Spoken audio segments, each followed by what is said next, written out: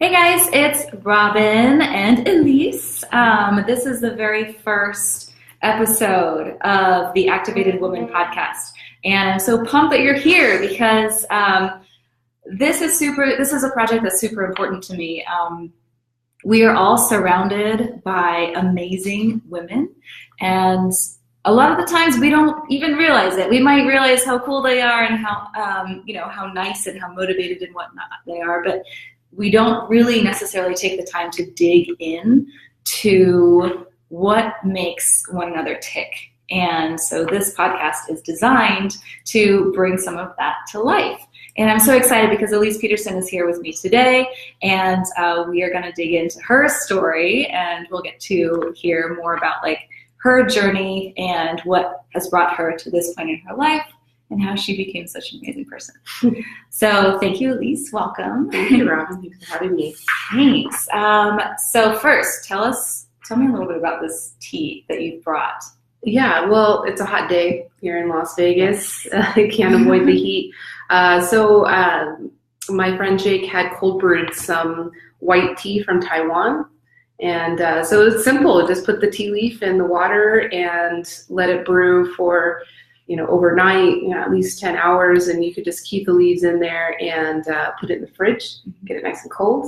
And so what I had here, you can see how beautiful and vibrant the color is of this white tea. And then we get to enjoy it. So get all the benefits of drinking tea with the refreshments and, coolness of cold brewing it. Yeah. So just like with coffee, you can cold brew tea. And like with coffee, when you cold brew it, it comes out really sweet, right? Mm-hmm. Like none of the bitterness comes out in cold brew coffee. So the same thing happens in tea. So it means maybe we're getting a little less of the caffeine, but we're getting all the refreshment. It's great. Yeah. Oh, it's perfect. Mm-hmm. I mean, for those of you who don't live in Vegas, it's been over 100 degrees every day for the past couple of days. And this is a perfect way to cool off. So something about women who are really living in their strength and really living in their purpose is that they really know their values. They know their core values. So what would you say yours are, and why would you say those are your core values? So it's simple. The core of all of it is honesty and authenticity. And it's been that way for a long time. Even when I was a kid, I might not have been so in touch with these values, but the one thing that I did know when I was a kid, like one of my first memories of what I wanted to be when I grew up or what I wanted to be when I was an adult was that I wanted my life to have purpose, and I wanted the things that I talked about to have purpose as well and to be truthful.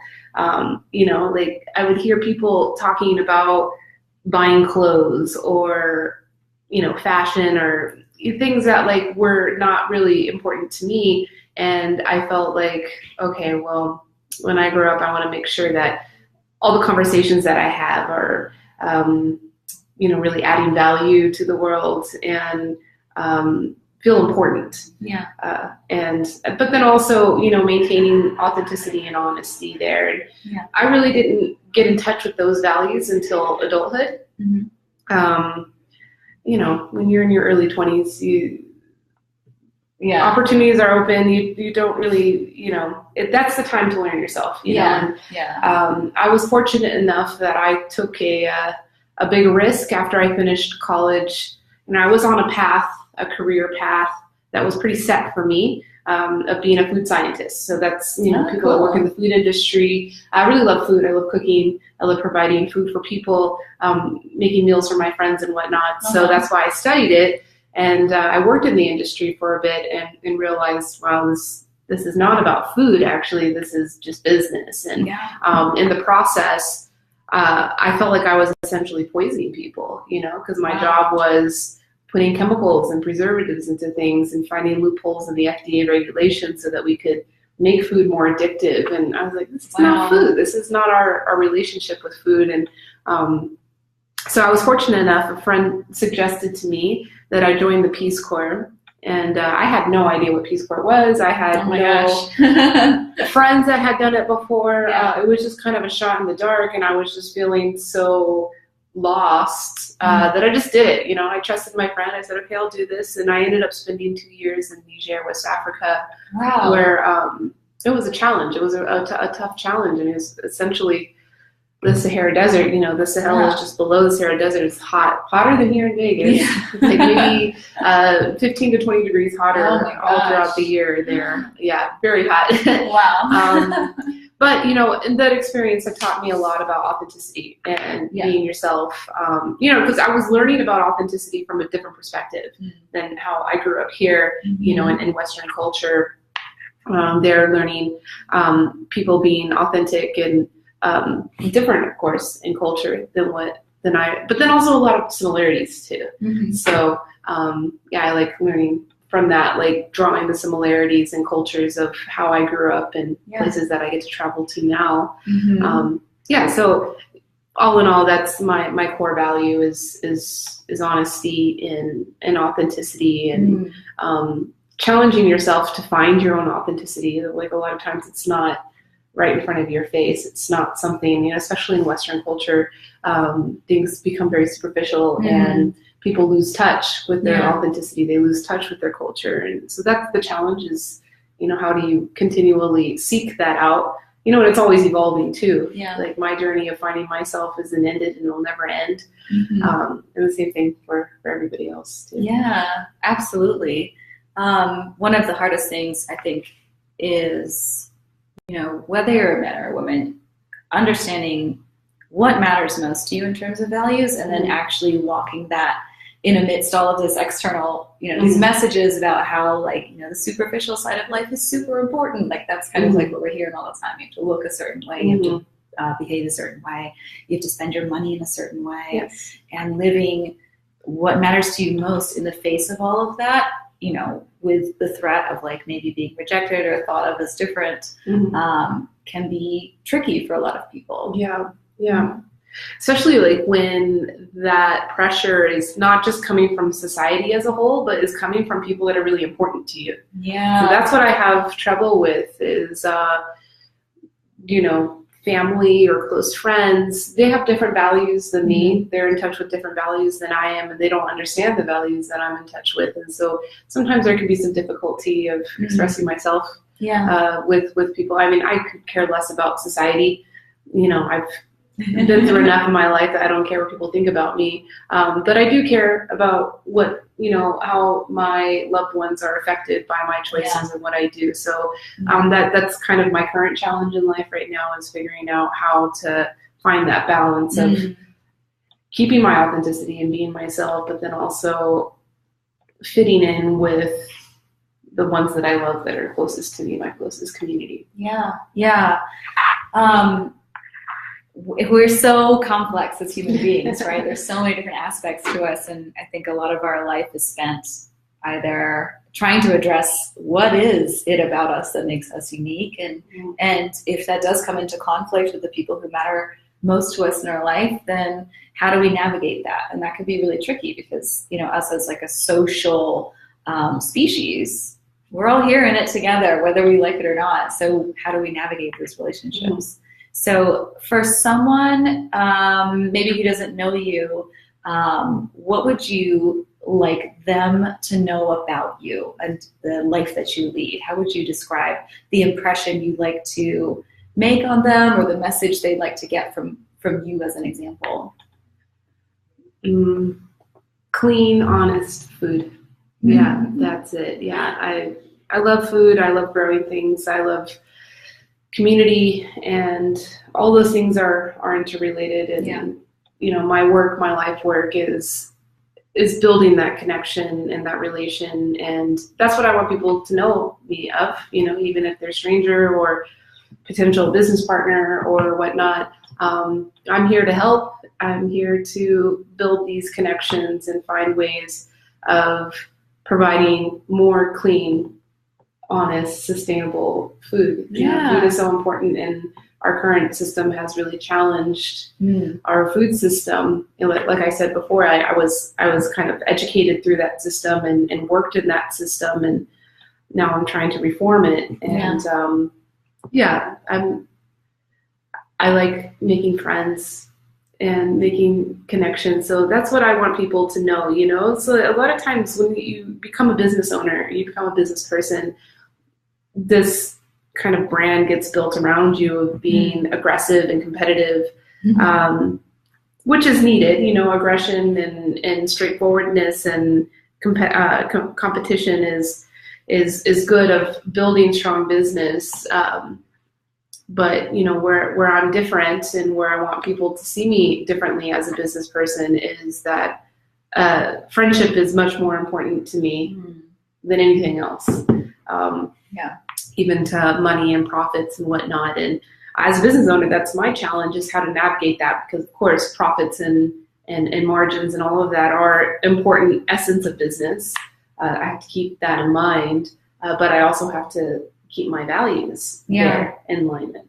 And it's a challenge. You know, a lot of people have given up on that challenge. They say, okay, business is different than life. Yes. We've just accepted that. And I don't accept that. Yeah. I accept that my life is the most important. My values are the most important. And I'm really essentially just using business as a vehicle of accomplishing this goal that I have.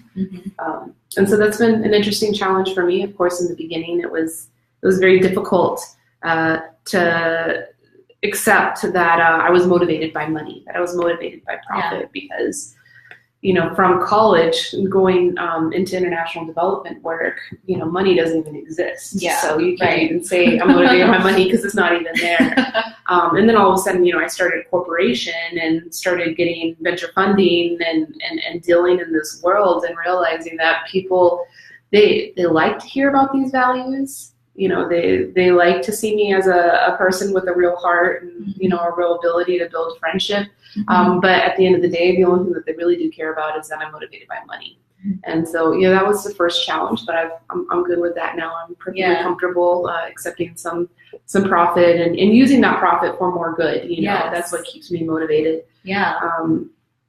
But yeah, long answer to your question. I love that you bring things like motivators around, because, you know, if we're, especially in the business world, if we're not honest about what motivates us, living the life of an entrepreneur and a small business owner, or any business owner, can be pretty tricky. And if you don't know what gets you out of bed in the morning, and you're not using that to your advantage, you're going to make this ride harder than it needs to be.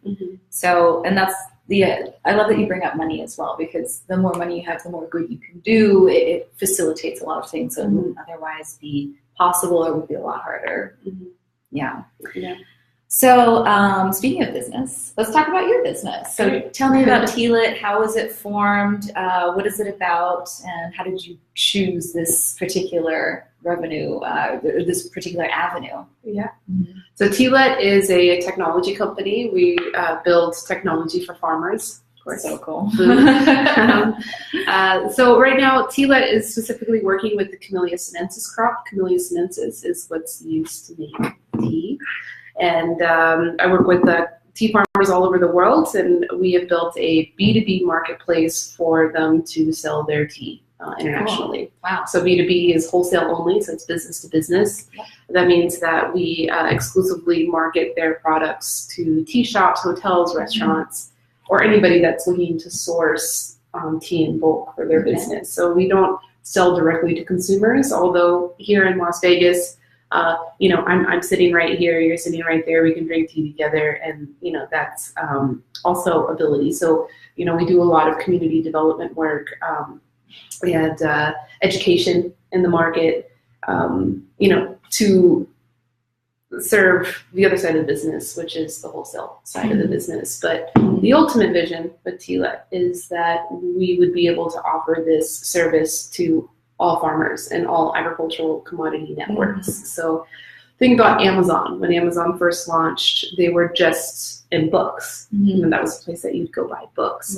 But now all of a sudden Amazon's everything. You get everything on Amazon. And the reason why they did that way was because building a marketplace is very difficult.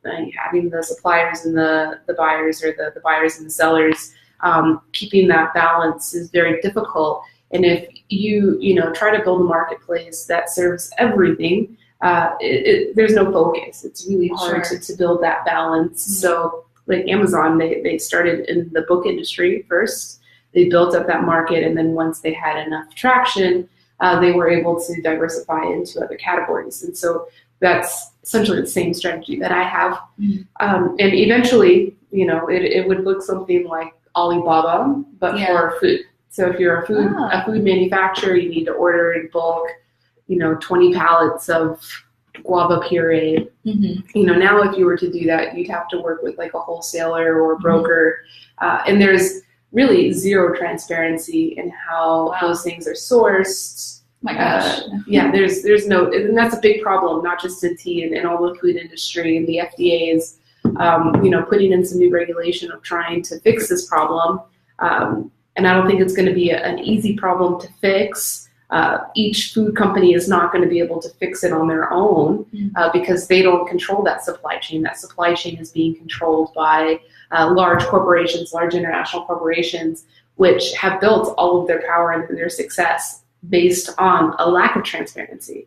So now, if the demand is for transparency of where things are coming from, how they were grown, how are the communities being treated of where they're being grown, because to be honest, there's a lot of problems in that piece of our food system that even a consumer doesn't have access to. We have things like Fairtrade certification that we can trust. To be honest, we can't trust that, because even though the certification and the branding around Fairtrade started out with really great intentions of letting consumers have some faith and some assurance that the products that they're buying are being produced ethically, it's now become a corporate marketing tool.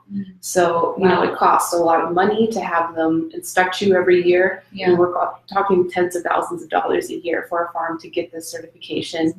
And they only hold the farms accountable for local labor laws. So if the local labor laws are corrupt, which they usually are, then, fair trade is not holding farms up to a standard that maybe you and I are thinking they should. As Americans, we think, okay, minimum wage should be at least this much, and a living wage should be there. But it's not the case in places like Bangladesh and India and Sri Lanka. So I believe that the solution to this is not another certification, not another audit that you have to hire in, but information, transparent information, and let the consumer know fully everything that's involved in their product, so they can make the better purchase decision that they want.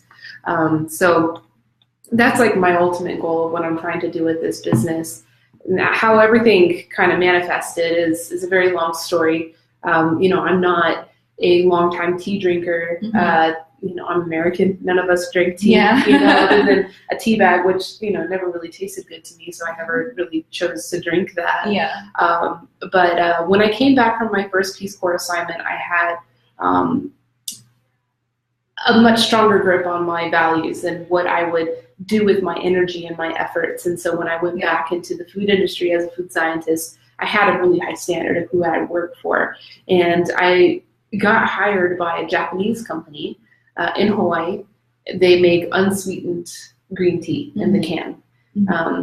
And I worked there for a couple of years, and this was my first exposure to tea. And I thought, wow, this is a really great product. It's healthy. Even though I still feel like my motivation in my job is to make the product more addictive and more price competitive so people buy more of it, at least people are getting healthier if they drink more of it. So I was like, okay, this is good. I can get into tea. And I started to build up the company's transparency program, their traceability program. So in the food industry, if a supplier of one of your ingredients calls you up and says, hey, this lot number is contaminated with salmonella, you've got to pull everything off the shelf that contains it, the company should have a protocol in place of how they trace all of the ingredients in the final product so that we can do a recall and pull it back. We were receiving the tea in these large pallets with no codes or no information about origin. So I had no ability to create this program, and so I asked management if I could work on this project and potentially go to Japan and set up this coding system for them. And they just told me, no, it's none of your business. It's not your work. Don't worry about it. You're not Japanese too, and all of this is in Japanese, so it's just not possible. And so I ended up getting a Japanese MBA. I thought that was a solution. I thought that was a solution. I'm going to find a way around this. And I did, actually. I did. Oh my gosh. And in doing that MBA, I got hired by the state of Hawaii to write a market feasibility study for Hawaii grown tea. Yeah. So the university and the USDA had been doing research for decades already on growing tea in Hawaii. They found that it grows really well there and they can make very good quality product, but they wanted to know, what does the market look like? And is it going to support this like high-end luxury production, like Kona coffee? And so that's when I started interviewing farmers and learning about the market and even the industry landscape of tea and in Japan. And I did an internship on a tea farm in Japan, coincidentally, like all these different tea experiences unrelated to each other, but then just kept coming my way. So and that's when I learned why that company didn't want me to trace back, because they wouldn't be able to. Everything is like a commodity aggregation, so it's not even possible. And in the process too, I learned that commodification of tea in Japan has caused a lot of detriment to the industry. Market prices have not gone up in the past 30, 40 years. Oh, wow. Because these large beverage companies that are making the unsweetened green tea, they're competing against Coca-Cola. They're competing against the commodities. So they need to control the price. And with all of their buying power together, they have been able to control the price. And that's created, a big problem for farmers that are actually producing product at a deficit every year. They're digging into their pensions to keep production going because there is so much pride in keeping the heritage of Japanese tea alive. But of course, the younger generations, they say, get the hell out of here. Like, this is not a good future for you. So there's a big problem in Japan with tea gardens going wild. The families don't want to sell the land, because land in a place like Japan is very valuable. It's a finite resource. So they're not they're not just going to sell it to someone else to do the agriculture work. But then they don't want to do it themselves. So the land just goes wild. But the people that we work with, the development work that we do, these guys are leasing up the land. A lot of them are younger, in their early 30s, finding these like wild tea gardens and meeting the families and coming up with lease agreements so that they can keep the land producing and bring a revenue to the family as well, and then also keeping the heritage of Japanese tea making alive. So that was a really interesting full circle that I had made that I completely did not expect it to happen. And now it's taken me on my own path of like, okay, now I don't want to return to that company because it's not my values. Now I know that the system is not in my values, and really there's no company that is working in my values, so I need to make it. And it wasn't fully my idea. I can't take full credit for this business idea. While I was doing the internship in Japan, we started a nonprofit called the International Tea Farms Alliance, and we brought all these farmers from different countries together in Japan to host a tea education, tea appreciation event in the village that I was living in Kyoto.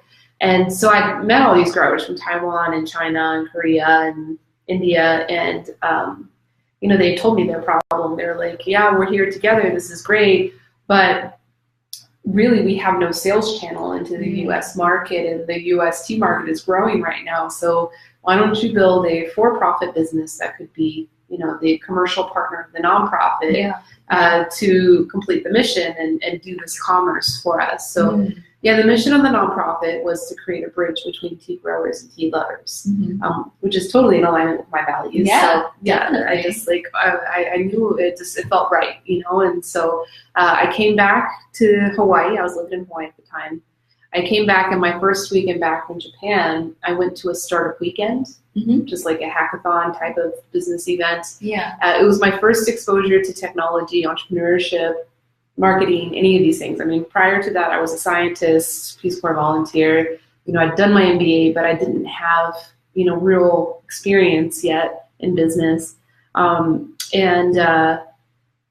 that weekend, I met so many different people. I met developers, I met designers, I met fellow entrepreneurs, and one of the judges of the competition was a venture partner at 500 Startups, which is a prominent, VC in Silicon Valley.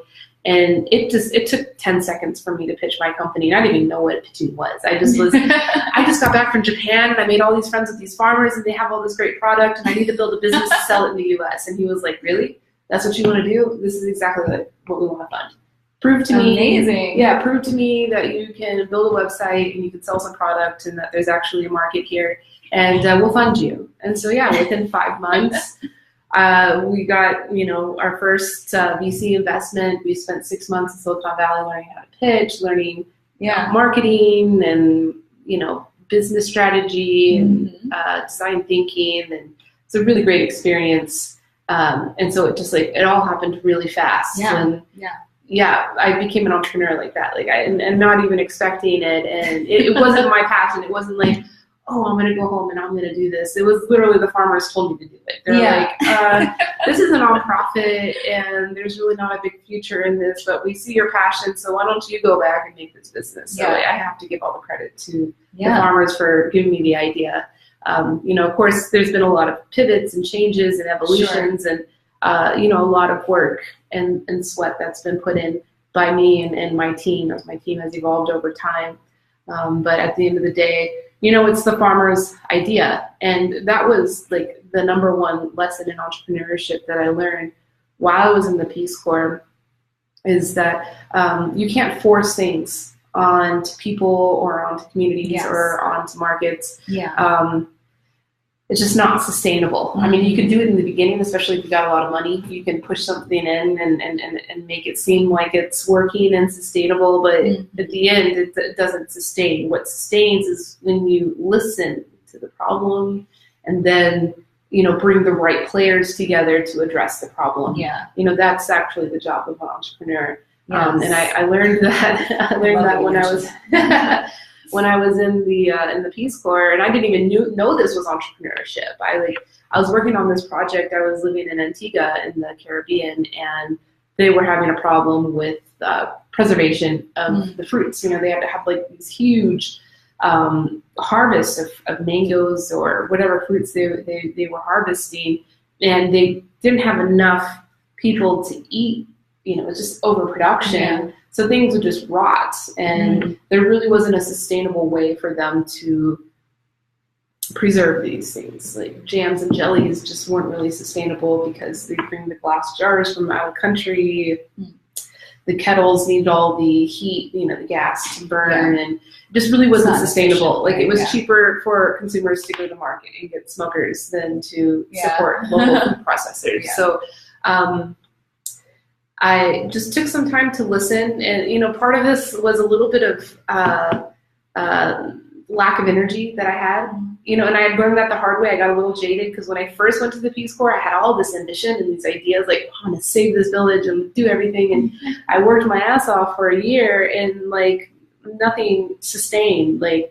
I'd invest all my time into setting up a garden, and then the local people wouldn't maintain it, and I'd be banging my head against the wall. Why not?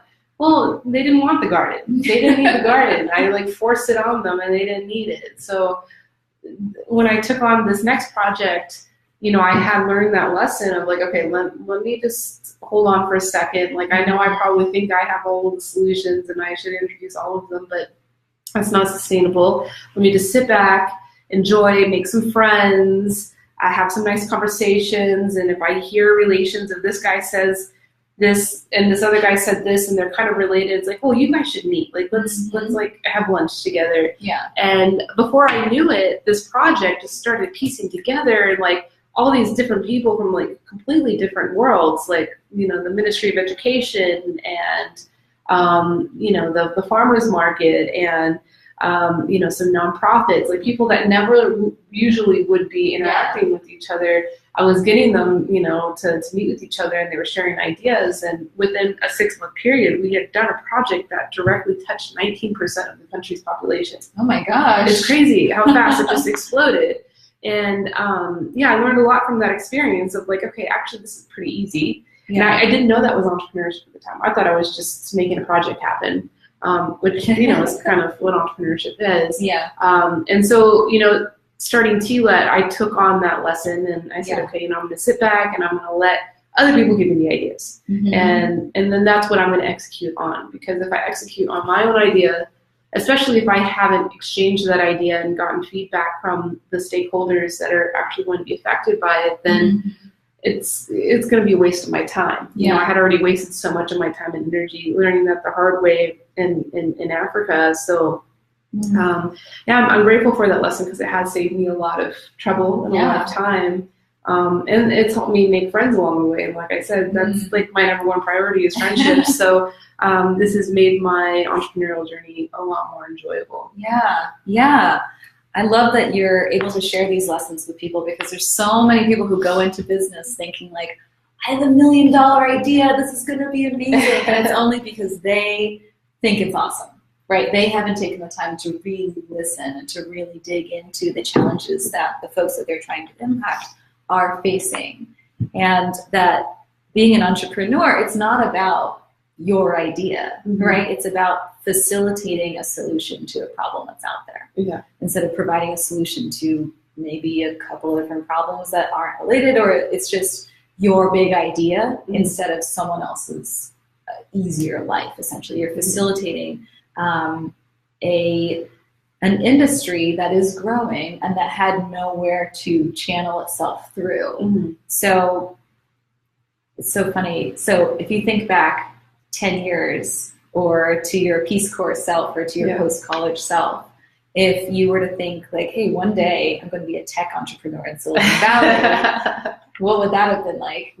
If your former self could have told you that, like, what would have thought? I would have thought it was so cool. I totally like idolized, the whole tech movement. And I followed it. It wasn't like I was completely, unaware of it. And even when I was in my MBA, a lot of my case studies that I wrote and a lot of things that I focused on were around technology. And a lot of my teachers were like, this is not important. Like, why you wrote a report on Facebook? And this is before Facebook went public and all of that. And I was like, no, this is big. Facebook is huge. My parents use it. Come on, this is going to be huge. And they were like, oh, this is not business. Like, traditional business is like international and has like warehouses and they own, they're vertically integrated and they own things. And I'm like, no. And this was before Airbnb and Uber even existed. And I was like already like thinking about these things. And like Bitcoin, for instance, I had heard about Bitcoin in 2010 and started talking about it in my classes. And like, not even just the teachers, but my peers in my classes were just like, you're crazy. Like, why are you talking about this? What is this thing? And I'm like, I know it's not worth anything right now. Who cares? It's only worth 12 cents a Bitcoin, but this is really important. The concepts of like efficiency and how the world can work together. So I would have thought I was very cool if someone told me, oh, you're going to be in Silicon Valley, like pitching major investors and being, colleagues with, some of these people that like were like internet celebrities. And but now that it's said and done and I've like gone through that process, and now I can go to Silicon Valley and people respect me and listen to what I say, I feel like I play an important role. I have a job, a duty as this hippie that's, able to be in these circles. Is that this problem that you were talking about, how the perception of entrepreneurship right now is a lot of, if you're super intelligent and can program things, then your ideas are golden and we should just pump a bunch of money to you. This is a problem because like when I did that accelerator, there was other companies and I love them to death. They all became very good friends of mine. But as far as entrepreneurship, they weren't entrepreneurs. They were just like building things that they thought were cool.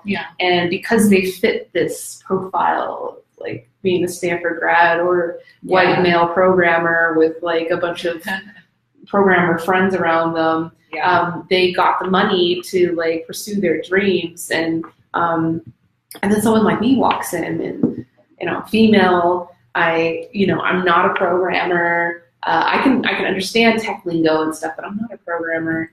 I went to like a school that nobody knows about. I'm a scientist. I studied food science of all things. And then I'm like, what are you doing here? But then, the friendship comes up and then they, I haven't had a big problem with someone, pushing me out or making me feel excluded. But I do feel different. Yeah. And but then over time, you know, the friendships develop and the respect starts to gain. And I feel like my story and the things that I talk about and how I run my business influence them to see broader than, you know, this like social media technology perception of what entrepreneurship is. And so I write a lot of articles on it. In fact, I wrote an article about social entrepreneurship, which I think is really important. And a lot of times, you know, people that consider themselves social entrepreneurs kind of get, you know, categorized out of the way, and they're not legitimized. Yeah. And I think that's a big mistake. Pat on the head, like, oh, good for you. You're running a social entrepreneur. I think that's a big mistake, you know, for the investors, of course. You know, they're missing out. And for the world, obviously, you know, entrepreneurs are doing, if they're building business models that are creating sustainable change and positive effects, the world is missing out if we're not supporting those entrepreneurs. But really, if you're thinking about legacy business, and this is going back to like my MBA studies, all those case studies that I had to read of these, like legacy business means like GE, or like a business that's just going to keep going even after the CEO dies. And there's like many other generations, the business will just keep growing and getting bigger. Those types of businesses, they build lots of products. Those products evolve and change, but there's like an overarching principle that business has of solving like bigger problems. And these bigger problems are social problems. They're sustainability problems. So, you know, if an investor or an entrepreneur wants to build something that's really going to be big, something that they can hand off to their next generation, to their children, and is just going to become more powerful, you kind of have to be a social entrepreneur, because you can't just be thinking, okay, how am I going to solve this problem about, you know, consuming internet or consuming entertainment on the internet. Like, okay, this problem will make you money today, and maybe for a few years, but 20 years from now, 100 years from now, 200 years from now, is this really going to be making money? Right. The environment's going to change. You got to be thinking bigger than that.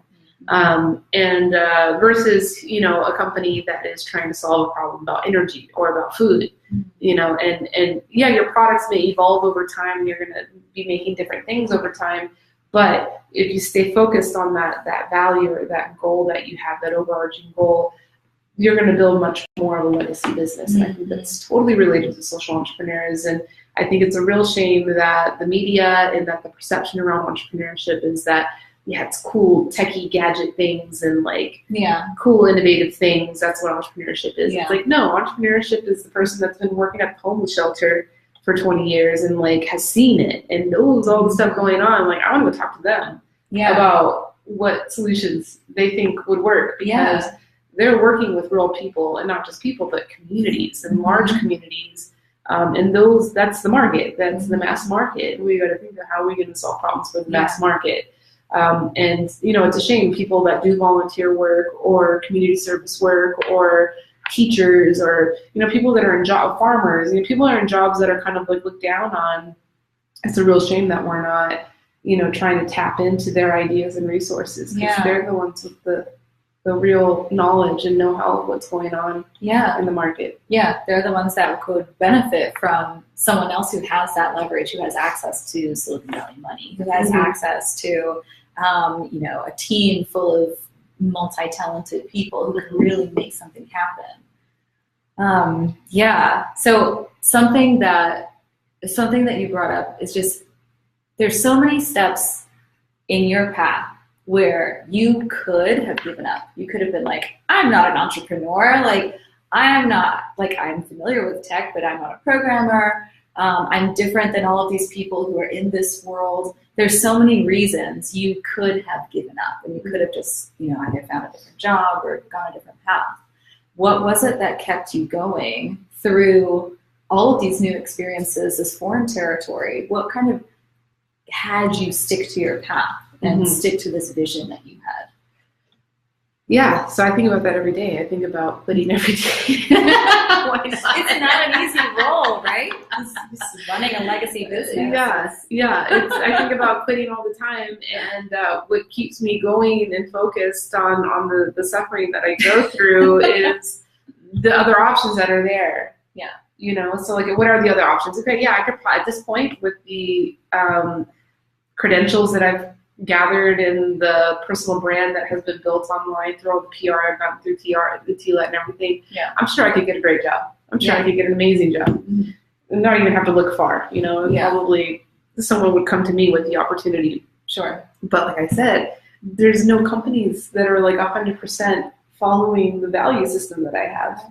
And I haven't gone this far to just give up on that. So that's what keeps me going, is that there's no one else. So if someone else builds an amazing company that, wants to support me and wants me to support them, I don't have to be an entrepreneur, but I kind of have to be, because I haven't, been exposed to that option. And it just doesn't seem, good to me. But, that's the conflict, is I've sacrificed a lot in building this business. Of course, I get to go to sleep every night feeling good about the work that I've done. And almost on a daily basis, I get emails from strangers that, tell me how grateful they are for the work that I'm doing. But I still don't pay myself, and I Uber drive on the side to make, extra cash for the things that I want to do. When, my peers and knowing myself, if I got a job somewhere, I could probably make so much more money and not have to worry about that. But then I'd have to worry about doing things that are not in alignment with my values. So that's what keeps me going. Yeah, I love it. It's one of those it doesn't exist, so I have to be the torchbearer. I have to, if someone else can't provide it, then I'll just do it myself. Yeah. That kind of, it sounds like you have a really strong sense of, I guess, moral responsibility to an industry that you feel so passionately about, and a way of life that you feel so passionately about. Yeah. Well, and also that influence that I told you, that duty that I feel like I have of influencing the business world, influencing the technology world in Silicon Valley, and all of that, influencing them of seeing that profits and progress and success can also be in alignment with strong values and sustainability and mindfulness. They don't have to be exclusive. They don't, and that's always been the idea. Like, I still get that. Like, pat on the head, from investors, like, oh, you're doing good. Keep it up. It's like, no, I'm going to build a world-conquering business that's going to fit in the model of what you want, and then you'll see it does work. Yeah. So there's still more work to do, and at the end of the day, I'm still healthy. I live a very nice lifestyle. It's not a lucrative lifestyle, but I get to do the things that I want. I get to eat good food. I get to cook good food, and I live in a safe place, and I've got friends, and I go to concerts and do things that I like to do. Yeah. So I'm not doing too bad. Yeah, it could be a lot worse. It could be worse, So, as long as that happened, if I ended up on the street and have no hope, then, I'd probably be questioning, my life choices. But I'm feeling pretty confident. Not everybody in my family agrees with what I'm doing. A lot of my family feels like I'm wasting my intelligence, wasting my talent. That's interesting. I'm not, but how ironic that it might be the other way around. Well, that's at the beginning of the interview when I was talking about the influence and pressure that you feel from society of fitting. So right now we're at a point, and we're getting out of that point. But for the past 10 years, your success is measured by your salary. So my salary is zero. I haven't received a paycheck in 12 years now. So for people that are still thinking in that perspective, yeah, I'm a complete failure.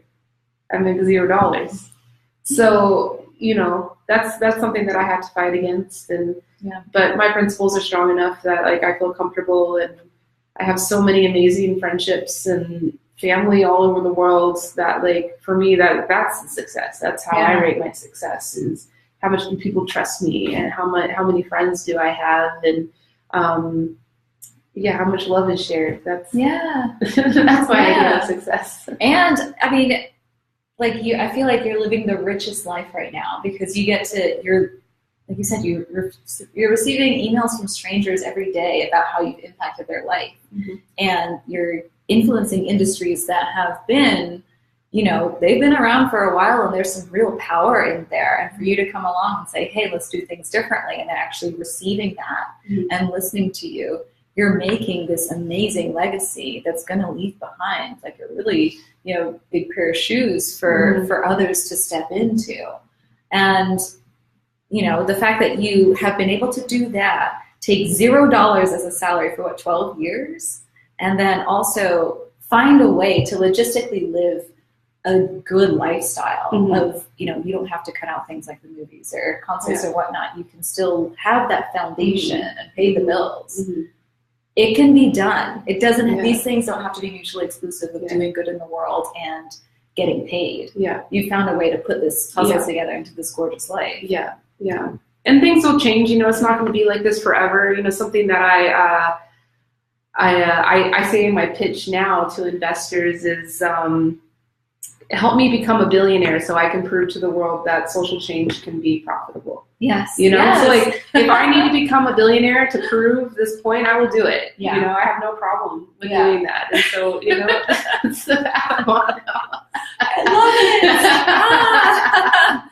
So cool. Yeah. Oh my gosh. When I become a billionaire, I'm going to throw the biggest party. You guys are all invited. We're going to have so much fun. We're going to be drinking tea and listening to great music. Party ever. Yeah. I'll fly you guys all out. Don't worry. Don't be scared of me becoming a billionaire.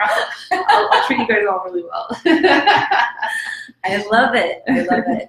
So you have found a way to build this beautiful life where you're truly living in your values. You're not compromising anything. You're not selling out. And you've built this gorgeous life. How would you describe, to me, that's an activated life. Like you're really, walking the talk. For you, how would you describe a woman living in her activated version of herself? What would that look like? What would that sound like? Being authentic and feeling not just about herself and her own values and being authentic in herself, but also creating the environment around her, because we are responsible for the environment that we create for ourselves. So, in addition to being in touch with yourself and loving yourself, also putting in the work to create that supportive environment for you to shine even more. Yeah. And that's the hard part, because, be it our family or the environment that we feel we can't change, or you're afraid of leaving, a friend circle that's not being so supportive of you. That can be really hard. But, if you, put that positive intention out there and attract that environment and those people that are going to be supportive of you, then it'll be super easy to be authentic. Sometimes it's hard to be authentic, because if you're surrounding yourself with the people and work and values that are not in alignment with your authenticity, it can be really hard to be authentic. Yeah.